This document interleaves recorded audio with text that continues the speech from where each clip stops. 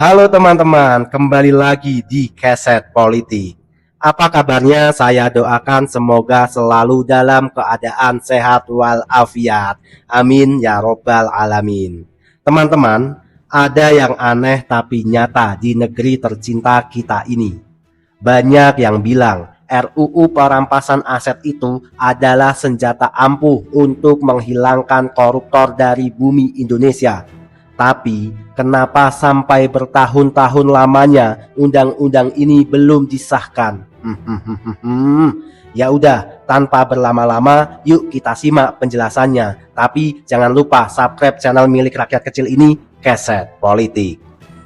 Nggak ada negara yang korupsi gila-gilaan bisa kaya, tidak ada. Korupsi menuju negara hancur.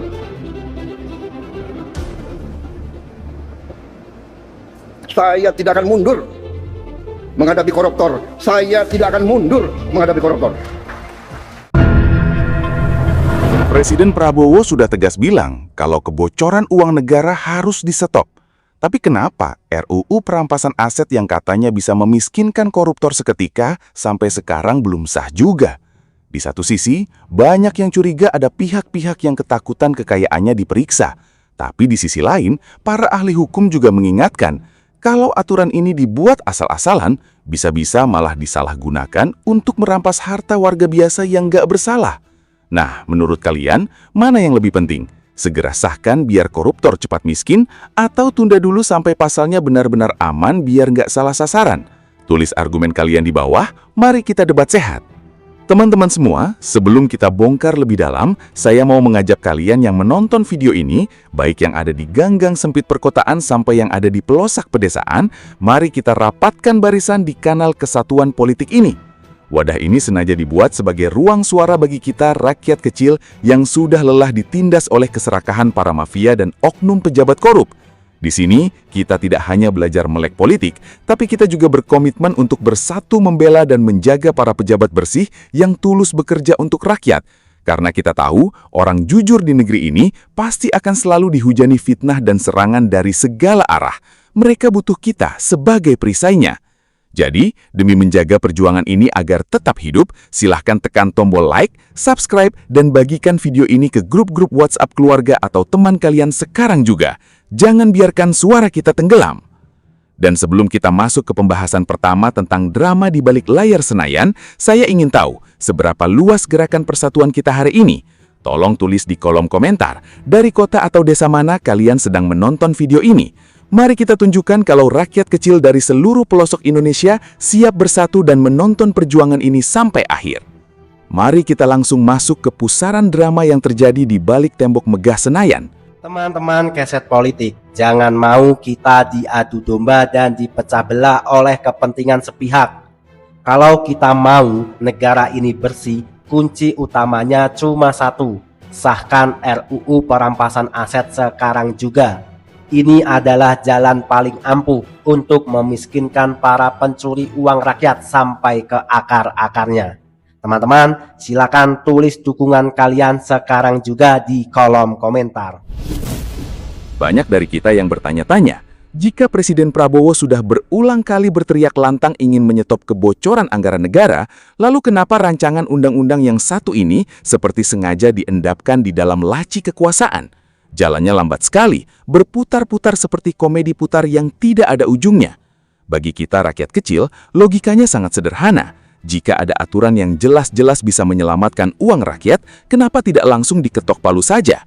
Wajar akhirnya kalau muncul kecurigaan di tengah masyarakat. Orang-orang mulai berbisik, jangan-jangan sebagian dari mereka yang duduk di kursi empuk kekuasaan sedang keringat dingin. Mereka takut kalau aturan ini sah, harta-harta mereka yang sumbernya abu-abu, mulai dari rumah mewah, mobil sport, hingga deretan rekening gendut, bakal langsung terlacak dan disita oleh negara. Namun sebagai penonton yang cerdas, kita juga harus melihat sisi lainnya dengan kepala dingin. Membuat aturan sekuat ini memang seperti memegang pisau bermata dua. Para ahli hukum mengingatkan bahwa jika aturan perampasan aset ini dibuat terburu-buru, tanpa batasan yang jelas, risikonya sangat besar untuk kita semua. Bayangkan, jika di masa depan ada penguasa yang nakal dan tiran, aturan ini bisa saja disalahgunakan untuk membungkam kritik. Mereka bisa dengan mudah menuduh dan menyita rumah atau tanah milik rakyat kecil hanya dengan alasan aset mencurigakan, tanpa lewat proses sidang yang adil terlebih dahulu. Tarik ulur inilah yang membuat pembahasannya berjalan alot, karena parlemen harus mencari titik tengah agar aturan ini tajam ke para koruptor, tapi tetap aman melindungi hak-hak rakyat kecil seperti kita agar tidak salah sasaran. Ingat teman-teman, kiamat buat para koruptor itu cuma bisa terjadi lewat RUU perampasan aset. Aturan inilah satu-satunya senjata terbaik kita untuk memotong sumber kekayaan mereka dan menyelamatkan kembali hak-hak rakyat kecil yang selama ini dirampas. Teman-teman, tulis dukungan kalian di kolom komentar. Lalu, apa sebenarnya senjata rahasia yang ada di dalam rancangan undang-undang ini, sampai-sampai bisa membuat para mafia hukum dan oknum pejabat korup gemetaran? Kenapa aturan ini disebut-sebut sebagai kiamat bagi para penjahat kerah putih? Mari kita bedah secara santai agar kita semua, dari yang tinggal di kota sampai di desa, bisa paham bagaimana senjata hukum ini bekerja. Di dalam aturan baru ini, ada 2 jurus super sakti yang akan mengubah total cara negara kita bertarung melawan para koruptor. Selama ini, kita seringkali merasa gemas karena penegak hukum seolah selalu kalah cepat satu langkah dari para pencuri uang rakyat. Nah, 2 jurus inilah yang akan membalikkan keadaan. Jurus rahasia yang pertama dinamakan mekanisme perampasan aset tanpa tuntutan pidana, atau dalam istilah hukum kerennya disebut non-conviction based asset forfeiture. Tapi, lupakan dulu istilah bahasa Inggris yang bikin pusing itu. Biar gampang dipahami, kita sebut saja jurus ini dengan nama gugat hartanya, bukan orangnya. Di dalam sistem hukum kita yang berjalan hari ini, kalau penegak hukum mau menyita harta seorang koruptor secara permanen, jalurnya sangat panjang dan melelahkan. Polisi atau jaksa harus membuktikan terlebih dahulu di pengadilan bahwa si oknum tersebut secara pribadi bersalah melakukan tindak pidana korupsi. Proses sidang ini tidak main-main lamanya. Harus lewat sidang tingkat pertama. Lalu kalau si terdakwa tidak terima, dia akan mengajukan banding, lalu kasasi ke Mahkamah Agung, bahkan sampai peninjauan kembali. Ini bisa memakan waktu bertahun-tahun. Masalahnya, selama bertahun-tahun sidang itu berjalan, si oknum dan jaringannya tidak tinggal diam. Mereka dengan sangat cerdik akan memindahkan, menyembunyikan, atau menjual harta hasil jarahannya kemana-mana sebelum hakim sempat mengetok palu sita. Begitu sidang selesai 5 tahun kemudian dan si oknum dinyatakan bersalah, hartanya sudah kosong melompong. Negara menang di atas kertas, tapi tekor di lapangan karena uangnya sudah menguap entah kemana. Nah, dengan jurus baru ini, jalurnya dipotong kompas. Penegak hukum tidak perlu menunggu si pelaku di sidang sampai bertahun-tahun. Apalagi kalau si pelaku tiba-tiba kabur ke luar negeri, atau meninggal dunia yang biasanya membuat kasus hukumnya langsung ditutup. Polisi atau jaksa bisa langsung fokus menggugat aset mencurigakan tersebut ke pengadilan secara mandiri.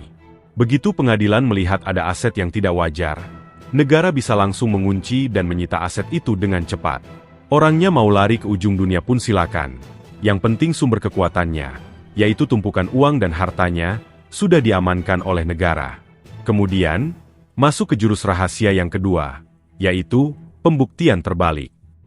Ini adalah aturan yang paling ditakuti oleh seluruh mafia tanah, mafia anggaran, dan pejabat korup di negeri ini. Mari kita bayangkan situasi sehari-hari di sekitar kita. Selama ini, beban berat untuk mencari bukti selalu ada di pundak penegak hukum. Jaksa harus memeras otak mencari dokumen, saksi, dan bukti transfer untuk menunjukkan bahwa sebuah rumah mewah atau pulau pribadi dibeli memakai uang hasil korupsi. Kalau buktinya kurang sedikit saja, si terdakwa bisa bebas dan melenggang pulang membawa hartanya. Di dalam aturan baru ini, logikanya dibalik total. Beban pembuktian itu dipindahkan langsung ke pundak si pemilik aset. Negara tinggal menunjuk aset-aset mewah mereka dan bertanya, "Tolong jelaskan secara jujur. Anda seorang pejabat dengan gaji resmi 10 juta sebulan. Tapi kenapa Anda punya koleksi mobil sport seharga miliaran rupiah dan apartemen mewah di luar negeri? Dari mana asal-usul uangnya?" Disinilah keadilan rakyat bekerja. Si pemilik aset wajib membuktikan di depan hakim pengadilan bahwa seluruh kekayaan melimpah yang mereka miliki itu didapatkan dari hasil usaha yang halal, legal, dan sah secara hukum, misalnya dari warisan keluarga yang sah, bisnis sampingan yang terdaftar resmi, atau investasi yang bersih. Pertanyaannya, bagaimana kalau mereka tidak bisa membuktikannya? Bagaimana kalau mereka hanya bisa terdiam karena tahu uang itu adalah hasil suap atau setoran proyek? Jika mereka gagal memberikan bukti yang masuk akal dan sah dalam jangka waktu yang sudah ditentukan oleh undang-undang, maka hakim memiliki hak penuh untuk memutuskan bahwa seluruh aset misterius tersebut dirampas oleh negara. Tidak ada lagi alasan, "Saya tidak tahu." Tidak ada lagi celah untuk bersembunyi di balik kerabat atau supir yang namanya dipinjam untuk membeli aset tersebut. Bayangkan betapa hebatnya jika kedua juru sakti ini benar-benar berjalan di bawah sinergi yang kuat antara para penegak hukum kita. Di garis depan pertempuran, Kejaksaan Agung yang selama ini sudah berani membongkar kasus-kasus korupsi skala raksasa akan memiliki alat pertarungan yang sangat modern. Mereka tidak lagi dibekali pedang kayu kuno untuk melawan monster korupsi yang memegang perisai keuangan canggih. Jaksa bisa dengan cepat memotong urat nadi keuangan para pelaku kejahatan kerah putih ini di awal proses penyelidikan, sehingga mereka tidak punya kekuatan lagi untuk menyuap hukum, membayar pengacara mahal, atau mendanai kampanye hitam untuk memfitnah pejabat-pejabat yang bersih. Sementara itu, di ruang mesin keuangan negara, Kementerian Keuangan akan mendapatkan dorongan luar biasa.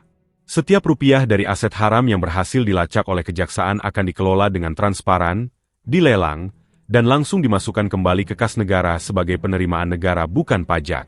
Uang hasil rampasan dari para mafia ini tidak akan menguap sia-sia, melainkan langsung dialirkan kembali untuk membiayai program-program yang bersentuhan langsung dengan hajat hidup orang banyak. Uang itu bisa dipakai untuk membangun jalan-jalan yang rusak di pedesaan, membangun jembatan penghubung yang kokoh agar anak-anak sekolah tidak perlu menyeberangi sungai dengan tali tambang, memperbaiki fasilitas puskesmas, menyediakan pupuk murah bagi para petani, hingga menjamin akses pendidikan gratis yang berkualitas bagi anak-anak kita. Kita tidak perlu lagi terus-menerus mengandalkan utang luar negeri yang membebani anak cucu kita, karena kekayaan negara kita sendiri yang selama ini bocor dan dicolong, berhasil ditarik pulang secara utuh untuk kemakmuran rakyat. Inilah esensi dari perjuangan kita, di mana hukum benar-benar berdiri tegak untuk membela rakyat kecil. Sekarang, mari kita bandingkan semua ketakutan para koruptor tadi dengan kenyataan pahit yang harus kita telan setiap hari di bawah sistem hukum yang berjalan saat ini. Mengapa tanpa adanya undang-undang perampasan aset yang kuat, perjuangan kita memberantas korupsi rasanya seperti berjalan di tempat?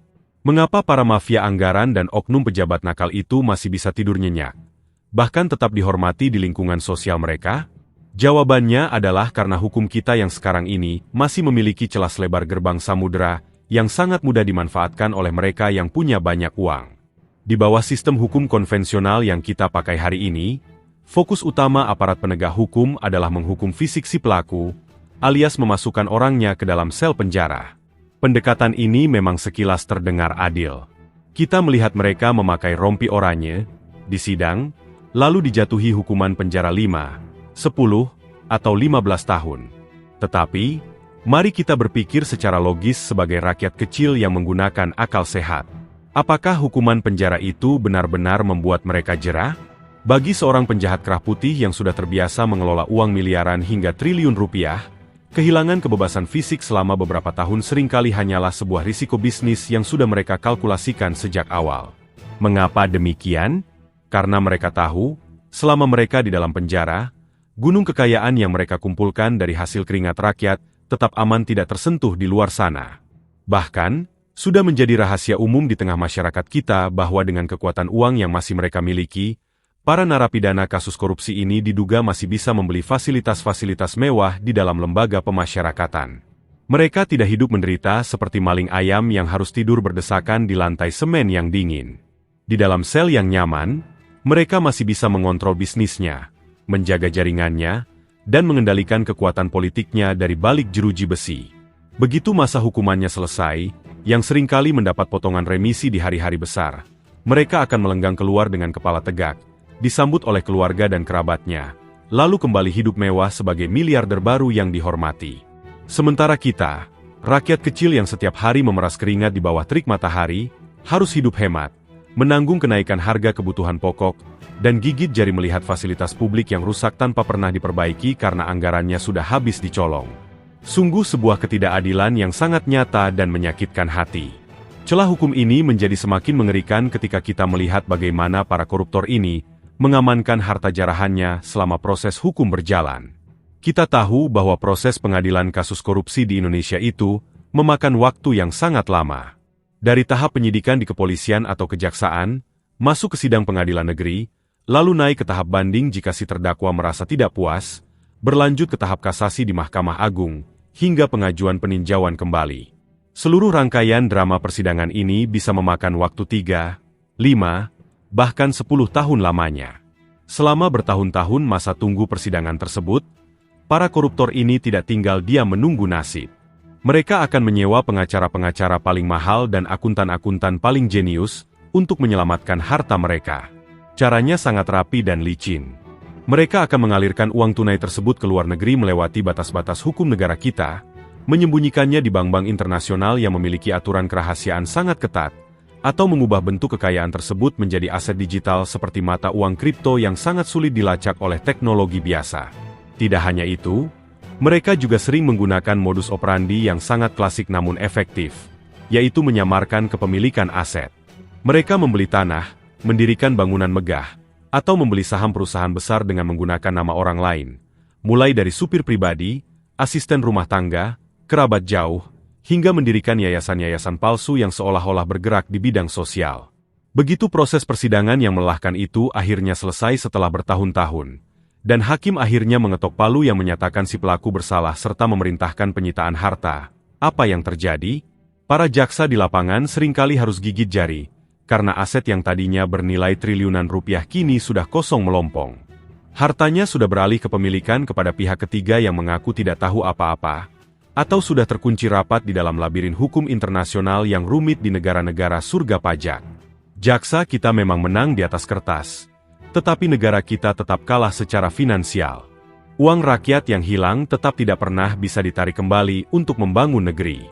Oleh karena itu, disinilah letak pentingnya gerakan persatuan kita di kanal Keset Politik ini untuk terus menyuarakan keadilan. Kita harus sadar bahwa memenjarakan tubuh seorang koruptor sama sekali tidak ada artinya jika kita membiarkan mereka tetap memegang kendali atas modal finansial hasil kejahatannya. Senjata pemusnah massal yang sebenarnya bagi para penjahat kerah putih bukanlah jeruji besi, melainkan kemiskinan seketika. Ketika seorang koruptor dimiskinkan sampai ke akar-akarnya, mereka akan kehilangan segalanya. Mereka akan kehilangan status sosialnya di masyarakat. Mereka tidak akan lagi dihormati sebagai orang terpandang. Mereka akan kehilangan pengaruh politiknya, dan yang paling penting, mereka akan kehilangan kemampuan finansial untuk menyuap sistem hukum kita. Tanpa uang, mereka tidak akan bisa membeli hukum, tidak akan bisa membayar pengacara mahal untuk memutarbalikkan fakta, dan tidak akan bisa mendanai kampanye hitam atau menyebarkan fitnah keji untuk menjatuhkan para pejabat bersih yang tulus bekerja membela rakyat kecil. Menyelamatkan aset negara dari tangan para koruptor bukan lagi sekadar urusan pasal-pasal hukum yang kaku di ruang sidang. Ini adalah urusan tentang masa depan piring makan kita di rumah, tentang kelayakan fasilitas kesehatan bagi ibu hamil di desa-desa, tentang kualitas ruang kelas tempat anak-anak kita menuntut ilmu, dan tentang martabat bangsa Indonesia di mata dunia. Dari lubuk hati kami yang paling dalam, kami rakyat kecil yang berada di ganggang sempit perkotaan hingga pelosok pedesaan, ingin menitipkan sebuah pesan penuh harapan. Pesan ini kami tujukan khusus kepada Bapak Presiden Prabowo Subianto, kepada seluruh jajaran anggota Dewan Perwakilan Rakyat yang terhormat, serta kepada para pemimpin partai politik di negeri ini. Kami berdiri di sini hari ini bukan untuk memecah belah, melainkan untuk merajut kembali rasa percaya yang mungkin sempat memudar. Kami ingin menyampaikan suara jujur dari bawah, suara yang penuh rasa cinta sekaligus harapan yang teramat besar agar bangsa yang kita cintai ini bisa melangkah lebih maju dan bersih dari segala bentuk keserakahan. Kepada Bapak Presiden Prabowo Subianto dan seluruh pejabat serta anggota Dewan yang hari ini tulus bekerja siang dan malam demi kesejahteraan kami, dengarlah suara kami, jangan pernah merasa takut. Jangan pernah gentar dalam melangkah. Kami tahu bahwa jalan yang Bapak Ibu tempuh untuk membersihkan negeri ini dari cengkeraman para koruptor dan mafia tidaklah mudah. Kami tahu akan ada banyak badai fitnah, serangan politik, dan upaya-upaya untuk menjatuhkan niat baik Bapak Ibu sekalian. Namun ketahuilah, selama Bapak Ibu berdiri tegak di atas kebenaran, selama Bapak Ibu tulus membela hak-hak rakyat kecil, maka kami, rakyat Indonesia yang jumlahnya ratusan juta jiwa ini akan selalu berdiri kokoh di belakang Bapak Ibu sekalian. Kami akan menjadi perisai hidup yang membela dan mendoakan keselamatan Bapak Ibu dalam setiap sujud dan langkah perjuangan Bapak Ibu sekalian. Kami sangat mendukung penuh langkah tegas Bapak Presiden Prabowo Subianto dalam menumpas habis para koruptor dan mafia yang selama ini tanpa rasa bersalah terus menggerogoti uang rakyat. Uang yang seharusnya menjadi hak anak-anak kami untuk bersekolah, hak para petani untuk mendapatkan pupuk murah, dan hak kami semua untuk menikmati pelayanan kesehatan yang layak. Sudah terlalu lama kami rakyat kecil merasa tertindas oleh ulah segelintir orang yang rakus. Oleh karena itu, ketegasan Bapak Presiden adalah lentera harapan di tengah kegelapan yang membuat kami kembali berani bermimpi tentang masa depan Indonesia yang lebih adil dan makmur. Di saat yang sama, harapan terbesar kami juga kami titipkan di pundak Bapak Ibu anggota DPR RI yang terhormat. Kami sebagai rakyat kecil, sejujurnya masih menaruh rasa percaya yang teramat besar kepada lembaga legislatif ini. Kami percaya bahwa gedung kura-kura di Senayan itu diisi oleh putra-putri terbaik bangsa Indonesia.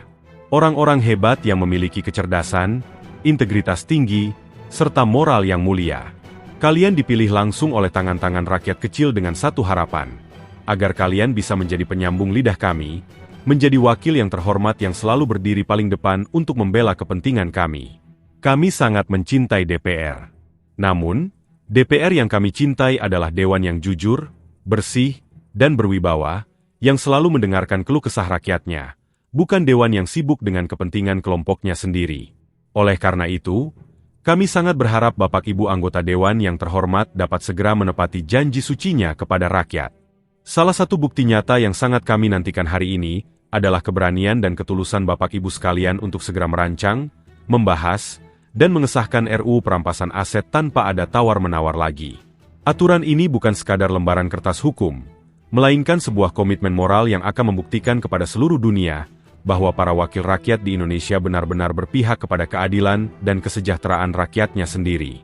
Kami juga mengetuk pintu hati yang paling dalam dari seluruh ketua umum partai politik dan para elit pejabat yang terhormat di negeri ini. Kami tahu Bapak Ibu sekalian adalah orang-orang besar yang memiliki pengaruh luar biasa. Di tengah segala perbedaan pandangan politik yang ada, kami memohon dengan sangat, demi masa depan anak cucu kita, mari kesampingkan ego sektoral dan mari bersatu demi kepentingan nasional. Kami percaya, di balik semua dinamika politik praktis yang terjadi, Bapak Ibu sekalian adalah sosok-sosok yang sangat mencintai bangsa dan negara ini. Tidak ada satupun pemimpin yang ingin melihat negaranya hancur karena korupsi. Oleh karena itu, alangkah indahnya jika seluruh pemimpin partai dan pejabat negara bisa duduk bersama, bersatu padu, dan satu suara menyetujui disahkannya RUU perampasan aset ini. Ketika para elit bangsa ini bersatu untuk kebaikan, maka kekuatan itu akan menular ke seluruh lapisan masyarakat dari kota hingga ke desa. Persatuan para pemimpin adalah energi terbesar bagi kami rakyat kecil untuk ikut bersama-sama bergotong royong membangun negeri ini. Kami merindukan Indonesia yang harmonis, di mana para pemimpinnya saling bahu-bahu membahu menciptakan sistem pemerintahan yang bersih, transparan, dan berwibawa. Mari kita tunjukkan kepada dunia bahwa Indonesia adalah bangsa yang besar, bangsa yang tidak pernah memberi ruang bagi para perampok uang negara, dan bangsa yang selalu memuliakan rakyat kecilnya. Kami titipkan harapan ini di tangan Bapak Ibu sekalian, dan kami akan terus mengawal perjuangan suci ini dengan penuh rasa cinta dan doa terbaik dari kami semua. Oke teman-teman, terima kasih masih bersama Keset Politik. Teman-teman, silakan tulis opini tajam kalian di kolom komentar. Tapi ingat, jangan mencaci maki siapapun, jangan menggunakan kata-kata yang kasar. Tunjukkan kepada dunia bahwa netizen Indonesia adalah netizen yang budiman. Teman-teman, sekarang saatnya kita ngobrol santai dan berdiskusi bersama-sama, tentunya dengan akal sehat. Teman-teman, kalau kita mau jujur, apa yang kita saksikan dalam penegakan hukum terhadap kasus korupsi selama ini adalah sebuah ketidakadilan yang telanjang. Sebagai rakyat kecil, kita sering dibuat geleng-geleng kepala dan ngelus dada. Bagaimana tidak? Kita melihat orang yang dituduh mencuri uang negara hingga miliaran atau triliunan rupiah, ketika ditangkap dan digiring oleh petugas, wajahnya sama sekali tidak ada beban. Mereka masih bisa menebar senyum ramah, melambaikan tangan dengan santai, bahkan seolah-olah sedang menghadiri acara jumpa pers yang menyenangkan. Teman-teman, kenapa hal memuakan ini bisa terus terulang? Jawabannya sangat sederhana. Karena sistem hukum kita yang ada sekarang ini memang belum bisa bikin mereka miskin total. Hukum kita yang sekarang terlalu sibuk mengurus fisik si pelaku, memenjarakan orangnya tapi abai mengejar hartanya. Padahal bagi para manusia-manusia serakah itu, sel penjara itu bukan kiamat. Itu cuma tempat istirahat sementara yang mungkin tidak jauh buruk dari kamar mewahnya.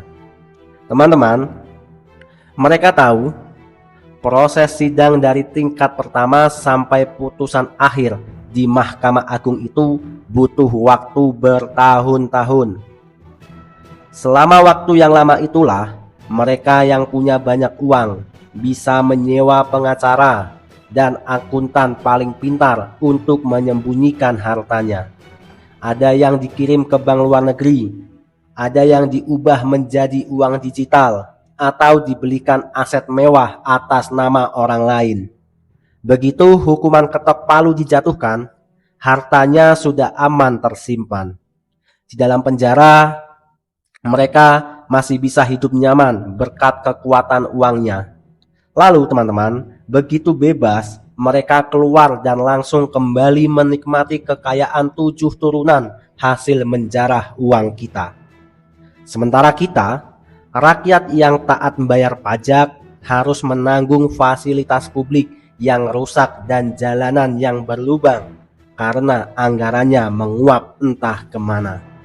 Teman-teman, di tengah keputusasaan itulah muncullah harapan baru bernama RUU Perampasan Aset.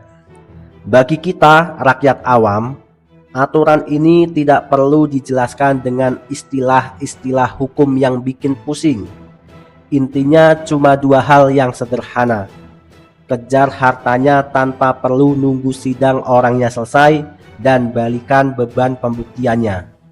Teman-teman, bayangkan betapa indahnya kalau aturan ini disahkan. Begitu ada pejabat yang memiliki kekayaan tidak wajar dan tidak sesuai dengan gaji resminya, negara tidak perlu repot nunggu proses sidang pidana yang berbelit-belit.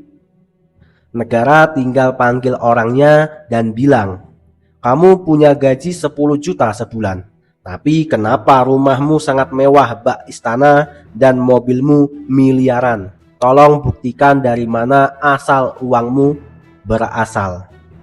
Jika si pemilik tidak bisa membuktikan bahwa itu harta yang didapatkan dari bisnis yang halal, maka dalam waktu singkat pengadilan berhak langsung menyita harta tersebut untuk dikembalikan ke kas negara. Teman-teman, uang rampasan yang kembali ke negara pun bisa langsung dirasakan manfaatnya oleh kita. Uangnya bisa dipakai Kementerian Keuangan untuk membangun sekolah yang layak, untuk memperbaiki puskesmas di desa, menyediakan pupuk murah untuk petani, hingga memperbaiki jalan rusak yang selama ini menghambat ekonomi rakyat. Teman-teman, kita tidak perlu lagi terus menambah utang luar negeri karena uang kita yang dicolong berhasil ditarik pulang seutuhnya.